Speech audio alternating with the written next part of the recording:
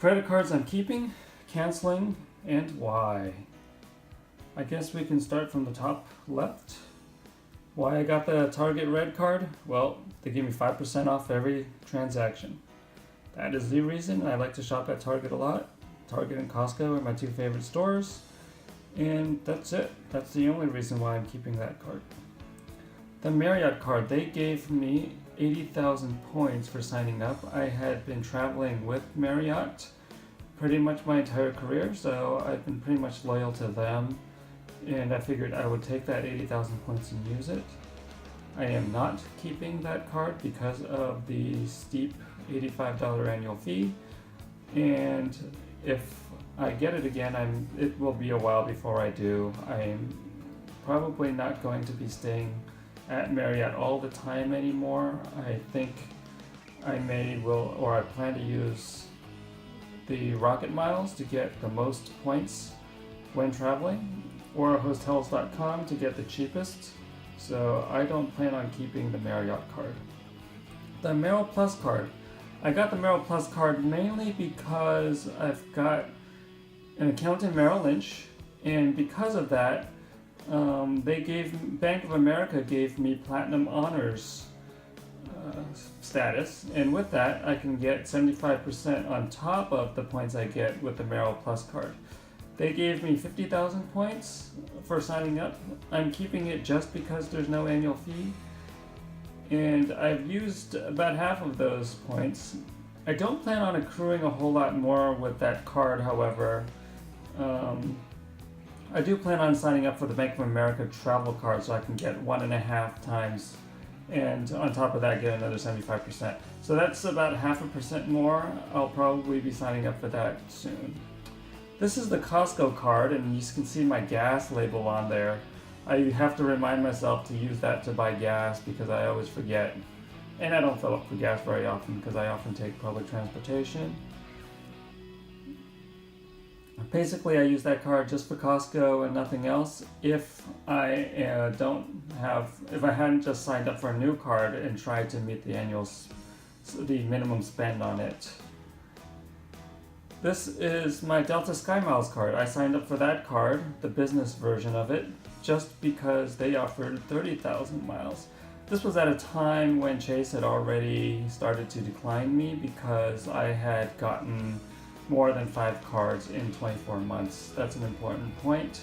You probably don't want to get more than 1 card every 5 months if you care about getting the Chase card. This is the Capital One Spark. I got this one very recently, and they're awesome. They're giving me something like 5,000. About $500 cash back, whatever that happens to be, for spending $4,500 in the first 3 months. That's really easy for me to do, even though I'm not like buying gift cards to meet the minimum spend and stuff like that. The Chase Sapphire card, this card was awesome to me, but I am not keeping it because this card was great to me. I got the 50,000 points for it. I'm not keeping it just because of the annual fee. I do not need it. The Hilton Honors card, the American Express version of it. They gave me a good 80,000 or so points. I think there's one now that gives you the 100,000. I think that's the Surpass though, and that requires an annual fee.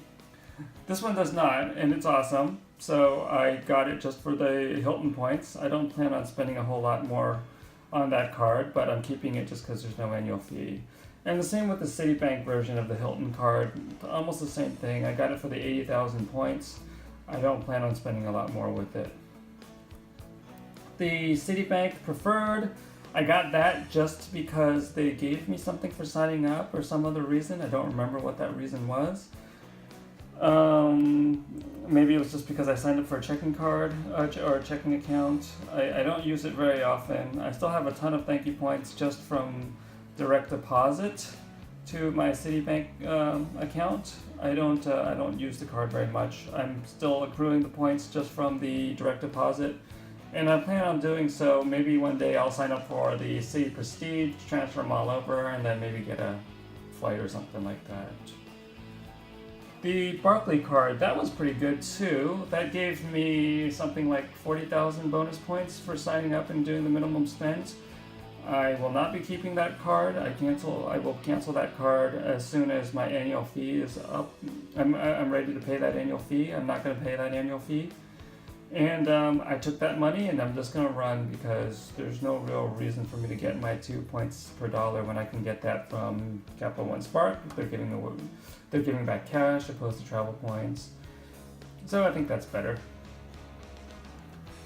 American Airlines, I got that card for the 60,000 points, though I'm not sure that I want to keep it. I'm definitely not keeping it because I'm not going to pay that annual fee, but I'm starting to feel a little bit of remorse because it seems to be kind of hard to be booking flights.